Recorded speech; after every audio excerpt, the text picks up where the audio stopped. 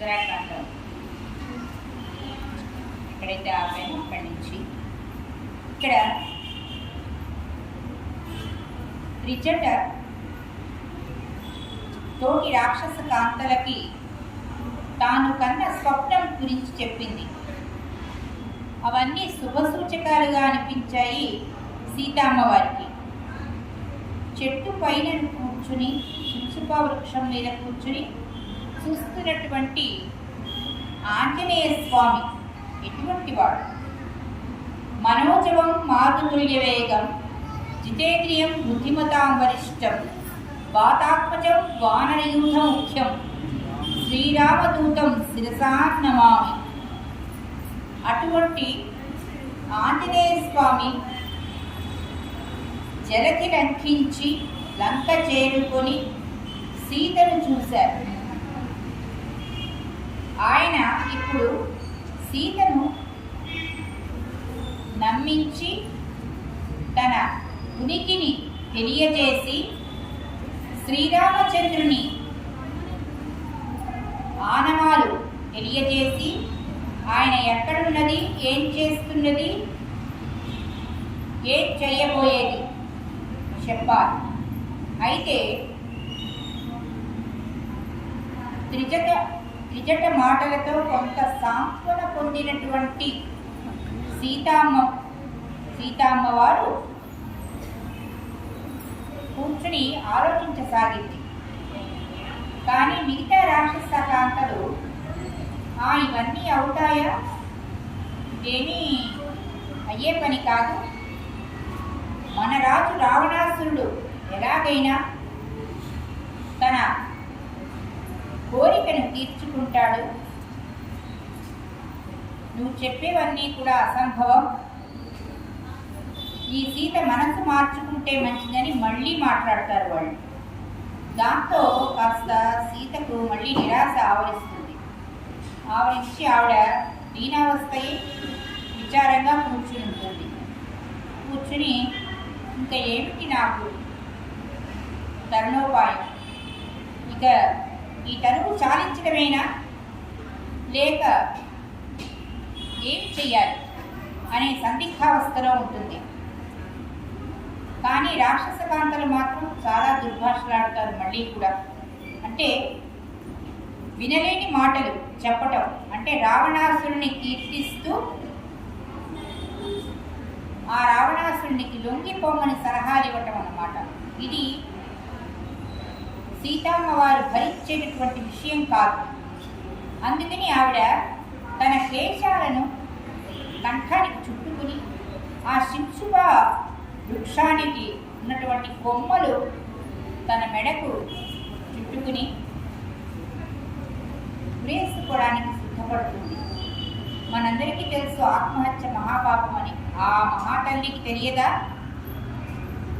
ఆవిడ ఎవరు? శక్తి స్వరూపిణి, అన్నీ తెలిసినటువంటి అమ్మవారు, సాక్షాత్తు శ్రీ మహాలక్ష్మి అవతారం సీతమ్మ తల్లి. అయితే ఆమెకు తెలియదా? కానీ ఆవిడ ప్రస్తుతం మానవ స్త్రీ. ఆవిడ వైకుంఠంలో లేదు, రాముని సన్నిధానంలో లేదు, శ్రీ మహావిష్ణువు సన్నిధానంలో కూడా లేదు. ఆమె తలుచుకుంటే రెప్పపాటులో రావణుని సంహరించగల శక్తి కలది. కానీ ఆవిడ పతివ్రతా ధర్మం అక్కడ పాటిస్తోంది, యుగ ధర్మం పాటిస్తోంది. తాను మనిషిగా జన్మించింది ఈ త్రేతాయుగంలో. జనక మహారాజు కూతురిగా జన్మించింది.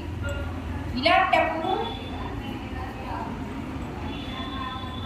ఎంత తాను శక్తి స్వరూపిణి అయినా, ఎంత మహిమ గలదైనా, ఎంత పరమ పతివ్రత శిరోమణి అయినప్పటికీ కూడా ఆవిడ శక్తిని ఇక్కడ బయలుపరచలేదు. ఎందుకంటే శ్రీరాముని ఆనతి, భర్త ఆనతి అవసరం. పతివ్రతులను ఎవరైనప్పటికీ కూడా వారు ఏదైనా కార్యాన్ని సాధించాలి అన్నా, కార్యాన్ని తలపెట్టాలి అన్నా, కార్యాన్ని నిర్వహించాలి అన్నా భర్తకి ముందుగా తెలియజేయాలి, ఆయన అనుమతి తీసుకోవాలి. ఇది ధర్మం. ఆవిడ ధర్మబద్ధంగా నడుచుకునేటటువంటి పరమపావని అయినటువంటి సీతమ్మ తల్లి కాబట్టి ఆ పని చేయలేదు. ఇక మానవ మాతృరాలు ఇక అక్కడ చేసేదేముంది? చుట్టూ అంతా రాక్షసులు, ఆ రాక్షసాధిపతి రావణాసురుడు తననే కోరుకుంటున్నాడు. కానీ తాను మాత్రం తనను తాను రక్షించుకునే నేపథ్యంలో ఇలా ఆత్మహత్యకు పాల్పడడం తప్ప ఏమీ చేయలేదు. అందుకని అలా వేసుకోబోగా ఈలోగా ఆమెకు పరమశివుని అనుగ్రహంతో ఒక ఆశ చిగురిస్తుంది. అనసూయాదేవి గతంలో వనవాసం చేసినప్పుడు అత్రి మహర్షి ఆశ్రమంలో తనను దీవించింది. తన మామగారైన దశరథ మహారాజు, అత్తగారులైనటువంటి కౌసల్య, సుమిత్ర, కైకేయి దీవెనలు ఆమె వెంట ఉన్నాయి. జనక మహారాజు ఆయన దీవెనలు ఆమె వెంట ఉన్నాయి. త్రిజట మాటలు కొంత నమ్మశక్యంగా ఉన్నాయి. అయితే ఈలోగా ఆమెకు ఎడమ కన్ను అదిరింది. ఆడవారికి ఎడమ కన్ను అదిరితే శుభసూచకం అంటారు. అలాగే ఎడమ భుజమే అదిరింది ఆవిడ. ఈ సూచనలు బట్టి ఆవిడ ఆ ప్రయత్నాన్ని విరమించుకుందామా అని ఒక్క నిమిషం పాటు ఆలోచించింది. ఈ నిమిషం సమయంలో ఆంజనేయ స్వామి తన బుద్ధికి పదును పెట్టి, ఈ నిమిషంలో ఏం చేస్తే వెంటనే నేను సీతమ్మవారి ప్రయత్నాన్ని ఆపగలను, ఆమెకు నేనేమిటో, నేను ఎక్కడి నుంచి వచ్చాను ఎలా చెప్పగలను, ఆమె ప్రయత్నాన్ని ముందు ఎలా ఆపగలను అని వెంటనే అతను ఎప్పుడూ కూడా అతని నిత్యకృత్యం రామనామస్మరణ, రామనామ జపం ఇదే ఆయుధంగా తీసుకున్నాడు ఆంజనేయ స్వామి. అతను ఎక్కడున్నాడు? సించుపా వృక్షం మీద ఉన్నాడు. ఆ సించుపా వృక్షపు నీడలో ఉంది అమ్మ సీతమ్మ తల్లి. వెంటనే రామ రామ, ఇక్ష్వాకుల వంశంలో జన్మించినటువంటి దశరథ మహారాజు యొక్క పుత్రుడు రాముడు. దశరథుని భార్యలు కౌసల్య, సుమిత్ర, కైకేయి. ఆ దశరథునికి జన్మించిన వారు రామ, లక్ష్మణ, భరత, శత్రుఘ్నులు. వీరు మిథిలా నగరంలో జనక మహారాజు నిర్వహించినటువంటి స్వయంవరానికి వెళ్ళి అతి దుర్లభమైనటువంటి శివధనస్సును ఎక్కుపెట్టి పెడపడలాడేటట్టు చేసి సీతమ్మవారిని చేపట్టారు ఆ శ్రీరాముల వారు. ఆ కళ్యాణం వైభోగంగా జరిగింది. అటు తర్వాత తండ్రి మాట మేర శ్రీరాముడు వనవాసానికి వచ్చాడు. 14 ఏళ్ల వనవాసం, 13 ఏళ్ళు పూర్తయిపోయినాయి. చివరిగా సీతమ్మ తల్లి యొక్క కోరిక మేర బంగారు లేడిని పట్టుకునే నేపథ్యంలో శ్రీరాముడికి ఆ సీతమ్మ తల్లి దూరమైంది. ఈ రకంగా ఇక్కడ లంకలో అశోకవనంలో ఉన్నది అని తెలుసుకుని, నేను రామబంటుని, నా రాజ్యం సుగ్రీవుని పరిపాలించేటటువంటి కిష్కింద, అక్కడి నుంచి వచ్చాను, కార్యార్థినై వచ్చాను, రామకార్యార్థినై వచ్చాను. రాముని ఇల్లాలైనటువంటి సీతమ్మ తల్లిని వెతుక్కుంటూ వచ్చాను.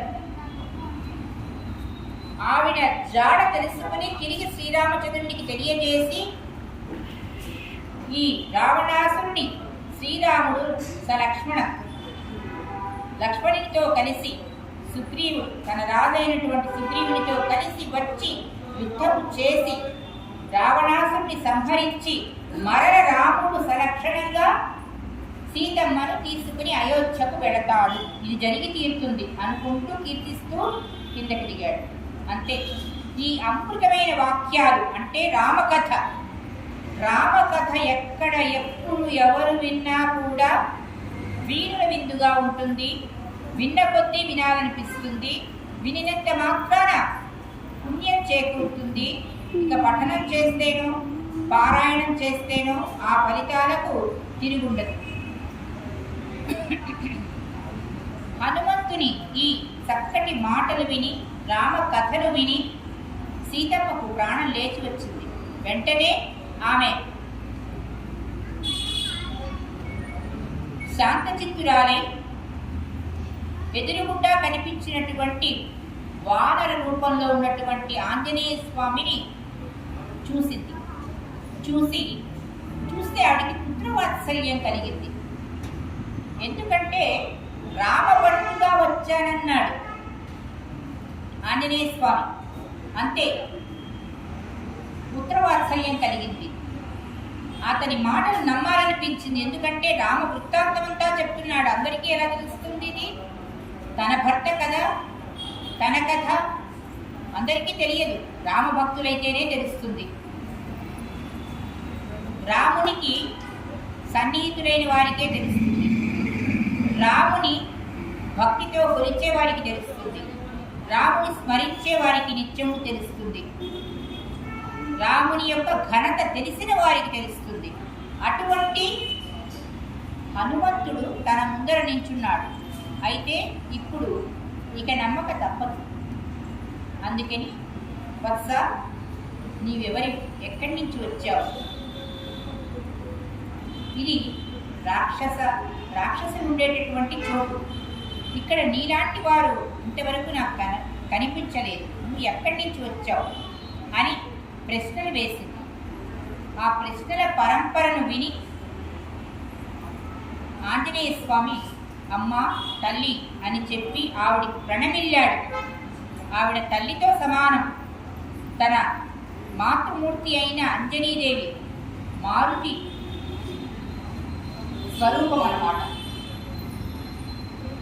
ఆ తల్లికి నమస్కరించి ప్రణమిల్లి తాను ఎక్కడి నుంచి వచ్చినది చెప్పాడు. అమ్మా తల్లి, ఇలా శ్రీరాముని ఆజ్ఞ మేరకు నేను ఇలా వచ్చాను.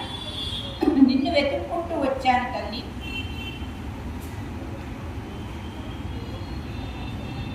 సముద్రాన్ని లంఘించి వచ్చాను. నీ జాడ తెలుసుకుని వెళ్ళి శ్రీరామునికి నీ జాడను ఎరింగించి ఆయనను మరలా ఇక్కడకు రప్పించి రావణాసునితో యుద్ధం చేయించి రావణాసుని సంహరించి నిన్ను ఈ చెరసాల నుండి విముక్తురాల్ని చేసి మళ్ళీ ఆయన అయోధ్యకు సలక్షణంగా మీరంతా పరివారం అంతా కూడా వెళ్ళేటట్టుగా చూడటం. అంతవరకు నా ఈ కార్యదీక్ష, నా ఈ కార్యం సఫలము కాదు. ఇదమ్మా, ఇక నీకు నమ్మకం కలిగించాలి అంటే నీ భర్తగారైన మా అయ్య శ్రీరామచంద్రుని అంగుళీయకం ఇదిగో చూడు తల్లి అని తన శిరస్సు నుంచి తీసి ఇచ్చాడన్నమాట. ఆవిడ ఆ అంగుళీయకాన్ని చూసినంతటినే కన్నీళ్ల పర్యమైంది. ఇవి ఆనంద బాష్పాలన్నమాట. ఆ శ్రీరామచంద్రుని దర్శించినంత ఆనందం కలిగింది సీతామ్మ వారికి. ఆహా, ఈ అంగుళీయకము తన భర్తదే కదా, అయితే ఇతను ఎంత నమ్మదగినవాడు. ఇతనిని అణుమాత్రం నేను సందేహించాను, పొరపాటై. నిజంగా వచ్చినటువంటి శ్రీరామ బంటు, ఇతని మాటలు నేను వినాలి. ఈతను నాకు మేలు చేయగల సమర్థుడు అని నమ్మకాన్ని కలిగినదై తన చూడామణిని అతనికి ఇస్తుంది. ఎందుకు? మరల శ్రీరామునికి చూపించమని. ఎందుకంటే తానెలా అయితే రాముని అంగుళీయకము చూసి హనుమంతుని నమ్మిందో, అలాగే శ్రీరామచంద్రుల వారు కూడా మరల ఈ హనుమంతుడు తిరిగి వెళ్ళిన తర్వాత సీతమ్మ వారిని చూశారు, చూసే వచ్చాడు ఫలానా చోట సీతమ్మవారు ఉన్నారు, నేను ఇక వెళ్ళాలి, నేను నా భార్యను రక్షించుకోవాలి అని శ్రీరామునికి అనిపించాలి కదా. అందుకని తన చూడామణినిచ్చి, నాయన ఇది తీసుకువెళ్ళి నా భర్తకు అందజేయి, నీకంతా శుభమే కలుగుతుంది అని చెప్పింది. సరే, విషయాలంతా కూడా అన్ని రకాలుగా వివరించి సీతమ్మవారికి ఇక భయము వలదని, విజయము చేకూరనున్నదని, రానున్నవి శుభమైన రోజులని సీతమ్మవారికి ధైర్యమిచ్చి అభయమిచ్చి ఆంజనేయ స్వామి అతడి నుండి తిరిగి వెళ్ళే ప్రయత్నం చేస్తున్నారు. ఈ రకంగా ఊరికినే వెళ్ళిపోయి చెప్పేయడం ఏమిటి కాదు. ఇక్కడ ఏమిటో ఈ లంకానగరంలో ఆ కామాత్ముడైనటువంటి రావణాసురుడికి కాస్త బుద్ధి చెప్పి వెళ్ళాలి. ఇక్కడంతా రాక్షసులు ఉన్నారు, వీళ్ళంతా మదోన్మత్తులై ఉన్నారు, వీళ్ళ మత్తుని కాస్త వదిలించాలి. తన ఉనికి ఏంటో, తన ఘనత ఏమిటో, వానరుడిగా తనకున్న శక్తి సామర్థ్యాలు ఏంటో చూపించాలనిపించింది ఆంజనేయ స్వామికి. అందుకని అక్కడ ఉన్నటువంటి సీతమ్మవారి దగ్గర నుంచి బయలుదేరి వెళ్ళి వివిధ భవనాలు, ఉద్యానవన ప్రాంగణాలు ఉన్నాయి. అక్కడంతా కూడా చెట్లు తీసి విరగొట్టి పడేయటం, మొక్కలను చెట్లను విసిరివేయటం, అక్కడున్న రాక్షసులతో పిలిచి మరీ పోరు పెట్టుకుని వాళ్ళని సంహరించడానికి ప్రయత్నించడం, ఈ అలరి అంతా చేస్తున్నాడు లంకలో. ఈ అలికిడి అంతా విని రాక్షసులు ఈ అలికిడికి వారు కూడా భయభ్రాంతులై, ఏమిటి ఈ చిన్న వానరము ఇలా లంకా నగరాన్నంతా దగ్ధం చేస్తోంది ఏమిటి, పాడు చేస్తోంది ఏమిటి, చెట్లన్నీ విసిరి కొడుతున్నాడు, ఎవరి పొగరమోతు అని చెప్పేసి వాళ్ళు తీసుకుని రావణాసురుడి దగ్గరకు తీసుకెళ్తాడు. తీసుకెళ్తే రావణాసురుడు చూస్తాడు, ఓయి వానరా, ఏమిటి నీ ధైర్యం, నా లంకా నగరానికి వచ్చావు, నా ముందు నిల్చున్నావు, ఇంకా బ్రతికి వెళ్తానని అనుకుంటున్నావా అని చెప్పి అతనిని చిన్న చూపు చూడటం అంటారు. చూసి అతనికి ఆసీనం కూర్చోడానికి ఒక ఆసనం కూడా వేయకుండా చాలా పొగరుగా ప్రవర్తించి మాట్లాడుతున్నాడు రావణాసురుడు. ఈలోగా ఆంజనేయ స్వామికి అసలే ఆవేశం ఎక్కువ. ఆయన తోకను పెంచి చుట్టి రావణాసురుడి కంటే పై స్థానం వరకు ఎదిగి అక్కడ ఎగిరి కూర్చున్నాడు. కూర్చుని కాలు మీద కాలు వేసుకుని ధీరునిలా రావణాసురుడితో అంటున్నాడు, ఏమనుకుంటున్నావు, నేను వానర శ్రేష్ఠుడైన హనుమంతుడిని, నా తల్లిదండ్రులు వాయుదేవుడు, అంజనీమాత, ఇక నేను సుగ్రీవుని కొలువులో ఉన్నాను, మంత్రిగా ఉన్నాను. మా దగ్గరకు రామలక్ష్మణులు వచ్చారు. రామలక్ష్మణులు శ్రీరాముడి భార్య అయిన సీతను నీవు అపహరించి తీసుకొచ్చావు. ఇది నువ్వు చేసిన అకృత్యం, దాని పని, నువ్వు చేసిన మహాపాపం, దీనికి అనుభవిస్తావు. నేను ఇప్పుడు వెళ్ళి రామునికి సీత ఇక్కడ ఉన్నది తెలియజేసి నీ యొక్క పొగరుబోత్తనము, నీ యొక్క దుశ్చర్యలు, దుర్మార్గము అంతా కూడా చెప్తారు. నా రాముడు లక్ష్మణ సమేతంగా వచ్చి, నా రాజైన సుగ్రీవుడు, మా పరివారం అంతా కూడా వచ్చి నీతో యుద్ధం చేసి మా సీతామ్మ వారిని రక్షించి తీసుకెళ్తాం అని మాట్లాడాడు. దీంతో రావణాసురుడు ముక్కుడైపోయాడు. ఏమిటి అసలు ఇది జరిగే పనేనా, ఎవరి కోతి ఇట్లా మాట్లాడుతున్నాడు అని చెప్పి అతనికి చాలా కోపం వచ్చింది. హనుమంతుడిని చూసి, నీవేవో పగటి కలలు కంటున్నావు, అసలు ఇంత మాట్లాడటానికి ఇంత అనుచితంగా మాట్లాడుతున్నావు నా కొలుపులో కూర్చుని, బ్రతికి వెళ్ళగలవా? ఇతని పొగరుపోతులా ఉన్నాడు ఇతడు, ఇతని తోకకి నిప్పు అంటించండి, ఆ తోకను చూసుకుని విర్రవీగుతున్నాడు అని ఆదేశిస్తాడు. వెంటనే అక్కడి రాక్షసులు హనుమంతుడి తోకకు నిప్పు అంటిస్తారు. హనుమంతుడు ఒప్పుకుంటాడా? అక్కడి నుంచి బయలుదేరి చక్కటి భవనాలని చెప్పాను, లంకాపురి అంతా కూడా ఎత్తైన భవనాలు, ఎంతో సుందరంగా కనిపించేటటువంటి భవనాలు. ఆ భవనాల్ని నిర్మించినది ఎవరు? విశ్వకర్మ. అది కూడా చెప్పాను నేను. ఆయన కట్టినటువంటి నగరం అది ఎంతో సుందరంగా ఉంది. అయితే ఆ భవనాలను, అక్కడ ఉన్న వృక్షాలను అన్నిటినీ కాల్చడానికి ప్రయత్నిస్తున్నాడు హనుమంతుడు. ఏదో ఒకటి లంకా దగ్ధం చేయాలి. తాను ఇన్నాళ్ళు పడ్డ వేదన, తాను ఇన్నాళ్ళు పడ్డ వ్యధ, అక్కడ శ్రీరాముడు పడుతున్నటువంటి వేదన, ఆయన పరితపిస్తున్న తీరు, ఇదంతా గుర్తుకొచ్చేసరికి ఆవేశం వచ్చేసింది. వీరక్కా నగరాన్ని పరిపాలిస్తున్నటువంటి రావణాసురుడి మీద కక్ష తీర్చుకోవాలి. ఏ రకంగా తీర్చుకోవాలి? తన శక్తి కొలది లంకా నగరాన్ని అంతా కూడా చుట్టముట్టి ప్రతి చోట కూడా నిప్పు అంటించి రాక్షసులకి కంటి మీద నిద్ర లేకుండా చేశాడు. ఆ తర్వాత రాక్షసులు తనని పట్టుకో ప్రయత్నం చేయబోతే ఆజానుబాహునిగా ఎదిగి రావణాసురుడికి అండపిండ బ్రహ్మాండం వరకు ఎదగడం తెలుసు, మనకు తెలుసు. అసలు ఎదిగిన వాడే తిరిగి లంకను వదిలి మన మహేంద్రగిరికి చేరుకుంటాడు. ఎంత సుందరంగా మరల ఆ సముద్రాన్ని లంఘించి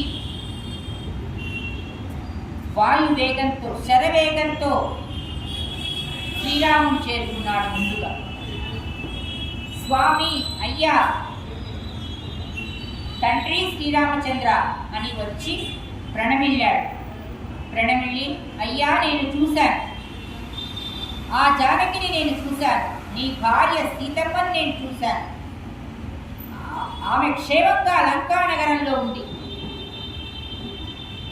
ఆమె ఇచ్చినటువంటి ఈ చూడామణిని ఇదిగో మీకు సమర్పించమని చెప్పింది, ఇదిగో చూడామణి, ఆ సీతమ్మ వారు నా పసగినటువంటి ఒక గుర్తు, తీసుకోండి, స్వీకరించండి అంటే రాముడు ఆ చూడామణిని తీసి పరికించి చూసి ఇది నా భార్య సీతమ్మదే అని జ్ఞప్తికి తెచ్చుకుని పరమానంద భరితుడై, అంతకంటే ఏం కావాలి? భార్య యొక్క ఆనవాలు తెలిసినాయి, ఆవిడ ఎక్కడున్నది తెలిసింది, ఆవిడ ఆచూకీ తెలిసింది, ఇంతకంటే సంతోషం ఏముంటుంది? 10 నెలలు ఎంతో ఆవేదన చెందాడు, ఎంతో బాధపడ్డాడు సీతా వియోగంతో. ఇప్పుడు ఆ సీత ఎక్కడున్నది తెలిసింది. ఇక తన తక్షణ కర్తవ్యం ఏమిటంటే సపరివారంగా వెళ్ళి యుద్ధం చేయటం, ఆ రావణాసురుని బారి నుంచి సీతను కాపాడి తెచ్చుకోవటం. ఇటువంటి అవకాశం కలిగించినటువంటి ఆ హనుమంతుడిని చూస్తే సోదర వాత్సల్యం కలిగింది శ్రీరామచంద్రుడికి. అమాంతం లేచి హనుమంతుణ్ణి ఆలింగనం చేసుకున్నాడు శ్రీరాముడు. అయ్యా, ధన్యమైనదయ్యా హనుమంత, మహాబలవంత ఆంజనేయ, నీ జన్మ చరితార్థమైంది. ఆ శ్రీరాముడు శ్రీ మహావిష్ణువు యొక్క అవతారమైనటువంటి శ్రీరామచంద్రుడే నిన్ను మెచ్చి సంతోషించి నిన్ను ఆలింగనం చేసుకున్నాడు. ఇంతకంటే ఏం కావాలయ్యా? ఈ రకంగా వాల్మీకి మహర్షి రచిస్తూ ఉంటే ఎంత అద్భుతంగా ఉంటుందంటే, ఆయన రాసినటువంటి, ఆయన విరచించినటువంటి ప్రతి పద్యంలోని పదాలు సొబగు అన్నీ సుందరమే. ఎంతో సౌందర్యంగా ఆయన ఆ పదాలను అల్లారు. ఎంతో సౌందర్యవంతంగా ఈ సుందరాకాండను వర్ణించారు. ఈ సుందరాకాండలో ఇంతవరకు మనం రాముడి నేపథ్యం అంటే రాముడు పాత్ర మనం చూడలేదు. ఎందుకంటే మహేంద్రగిరి దగ్గర హనుమంతుడు జలది లంఘించి లంక చేరుకోవడం, ఆ దారిలో ఆయనకు తటస్థపడ్డ సాగరుడు, మైనారుడు, ఆ తర్వాత సురస, ఆ తర్వాత సింహిక ఇత్యాది రాక్షసులను దేవతలను మనం చూసామే తప్ప ఇంతవరకు రాముడు ఎక్కడా కనిపించలేదు. ఇప్పుడు వచ్చి ఆ హనుమంతుడు శుభవార్త శ్రీరామునికి ఎరిగించి ఆయన కృపా కటాక్షాలకు పాత్రుడయ్యాడు. అటు తరువాత అతివేగంగా సుగ్రీవునికి కూడా ఈ శుభవార్త తెలియజేశారు. లక్ష్మణుడి ఆనందానికి అవధులు లేవు. వదినమ్మ ఆచూకి తెలిసింది. ఇక తక్షణ కర్తవ్యం వెళ్ళి సంహరించి, ఆ రావణుని సంహరించి అమ్మవారు వదినమ్మ సీతమ్మను తెచ్చుకోవడమే. ఆహా, ఎంతటి శుభదినము రానున్నది అని సంతోషిస్తున్నాడు. సుగ్రీవుడు కూడా ఆహా, నా మాట చెల్లించుకున్నాను, శ్రీరాముడికి నేను ఇచ్చిన మాట చెల్లించుకున్నాను, సీతమ్మ వారి ఆచూకిని తెలుసుకుంటాను అని అన్నాను. నా ఆంజనేయ స్వామి, నా హనుమంతుడి ద్వారా అది తెలుసుకున్నాను. ఈరోజు శుభవార్త శ్రీరాముడు విన్నాడు. ఇంతకంటే నాకు కావాల్సిందేముంది? అందరూ ఇంకా ఇంతటి సుందరమైన కార్యాన్ని సాధించుకుని వచ్చినటువంటి ఆ ఆంజనేయ స్వామిని శ్లాఘిస్తూ జయజేలు పలుకుతున్నారు, జయమంత్రం జపిస్తున్నారు. ఇక తరువాత వారు సన్నద్ధులై యుద్ధానికి వెళ్ళటమే. అటు తరువాత ఆ అయోధ్యకు సీతారామ లక్ష్మణులు చేరుకోవటం వారి పట్టాభిషేకం. అయితే సుందరకాండ ఇక్కడితో సంపూర్ణం అవుతుంది. తరువాత యుద్ధకాండ మొదలవుతుంది. అటు తరువాత ఉత్తరకాండ, అది తర్వాత విషయం. ఈ రోజున నన్ను ఈ సుందరకాండను ఇక్కడ ఉపన్యసించమన్నారు. నా నేపథ్యం మా మామగారు కొడిచెట్ల పాండురంగాచార్యులు గారు. వారు సలక్షణ గణాపాటి, వేద విద్యా విశారద, వేదశాస్త్ర దురంధర, వేదశాస్త్ర పారావర చక్రవర్తి. వారి మొన్న వరకు కూడా దిల్సుఖ్ నగర్లోని ద్వారకాపురి కాలనీలో శ్రీ లక్ష్మీ హయగ్రీవ వేద పాఠశాలను నడిపించారు. వారికి ఎంతోమంది శిష్య బృందం ఉన్నారు. వారందరూ కూడా ఈ రోజుకి వివిధ ఆలయాల్లో వారి కర్తవ్యాలను సంరక్షణంగా నిర్వహిస్తూ ఆ శ్రీ వెంకటేశ్వర స్వామి, ఆ శ్రీ మహావిష్ణువుకి కైంకర్యం సమర్పించుకుంటూ ధన్యజీవులుగా విరాజిల్లుతున్నారు. ఇటువంటి ప్రవచనాలతో ధర్మ ప్రచారం చేయాలని నేను సంకల్పించుకున్నాను. నా నామధేయం శ్రీదేవి, కొడిచెర్ల శ్రీదేవి. ఇక ఈనాటి ఈ ఉపన్యాసాన్ని ఇంతటితో సంపూర్ణం చేస్తూ తర్వాత 2 రామదాసు కీర్తనలు, శ్రీరాముని శ్రీ సీతారాముల భక్తి గీతాలు పాడి వినిపించవలసిందిగా నా బృందంలో ఇంద్రాణి గారిని కోరుకుంటున్నాను.